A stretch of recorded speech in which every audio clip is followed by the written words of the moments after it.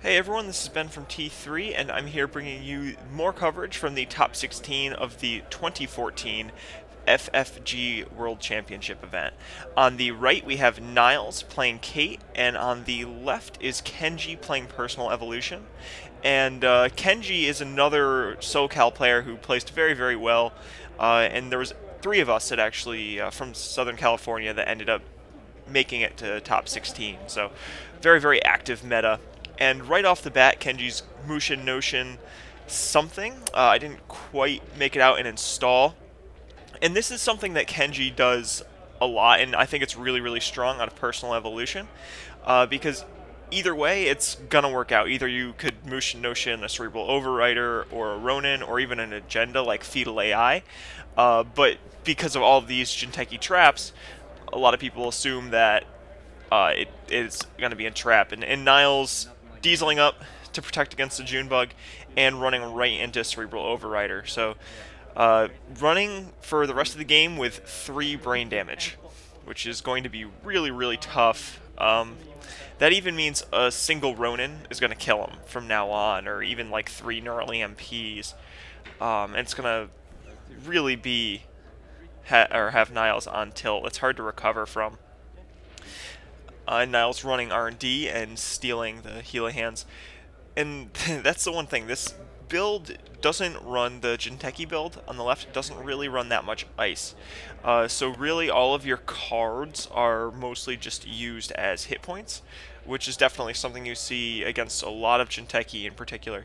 But the actual act of installing icebreakers and installing cards like clone chips that you can see Niles lost to the Overrider isn't usually as useful, especially since Jinteki also tends to have some ice that you can pay through, like Pup, where you just pay a couple credits and you get through it no problem.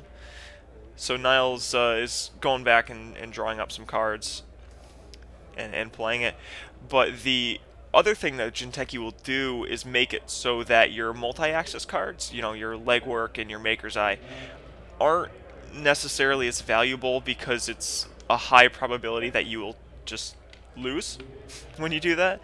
I know from personal experience, I've run like a medium run or something like that, and I've accessed a snare and a Fetal AI, and that just killed me outright. So it's always a little bit trickier to handle. And here's one of those ice that I was referring to earlier. Jinteki has that you can just pay through. So Pup basically is a 2-cost tax for the rest of the game. And it looks like Niles is actually playing a prepaid version of Kate with all of the events.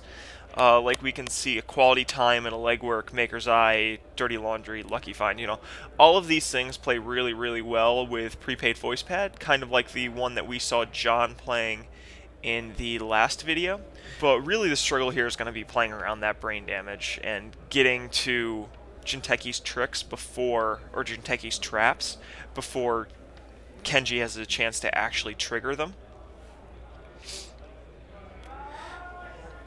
And looks like Kenji's just making some money here and starting to run short. But he did score that House of Knives.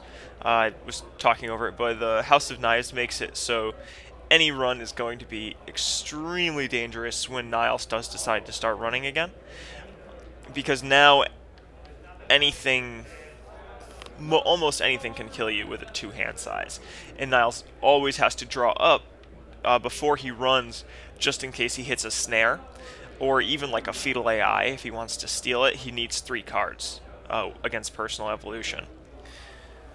So by dealing that 3 brain damage early in the game, Niles essentially is operating at 3 clicks for the rest of the game because he has to draw up before making any run, just because it's so easy for him to get flatlined at this point. And there's one of those prepaids that I was mentioning before, so trying to get that online and try and get some economy back out of it, and paying less because of Kate's ability. Running through the Pup again. Niles doesn't seem to have too much of a shortage of money, especially with the prepaids and the same old thing. Well, the prepaid and the same old things out, so it's easy to get all of those money cards back. And discarding a levy, which is a really interesting... Well, I guess he does have those same old things, so one of those are going to be saved for levy later in the game. Without a doubt. So Niles looks like he's just drawing to get his pieces. That would make sense with the quality times. I bet you he plans... It's in his game plan to always, same old thing, a levy, so he can get out all of his cards, and that's why he plays all the diesels and quality times to draw up and get his Astrolab and get his clone chips and prepaids out, and then just cycle through the deck again and get all of that economy and hit it again. And then at that point, the only thing you're really drawing in your deck is money and multi-access, which is usually really good. Although against Jinteki, not so much, where those multi-access can definitely end your game then and there. And now it's choosing to let one of the pups fire. So after the quality time, he knew he was going to discard cards anyway, and just decided to let Fate, or Kenji in this case, take care of which cards would actually get lost. But Niles is in a tough position. Kenji started to money up again and get some of those remotes back up. And with this type... Oh. Alright. So Kenji has the 3 Neural EMPs, and that's quick match 11. Thank you for watching, and I will be back with more coverage from Worlds Top 16 soon.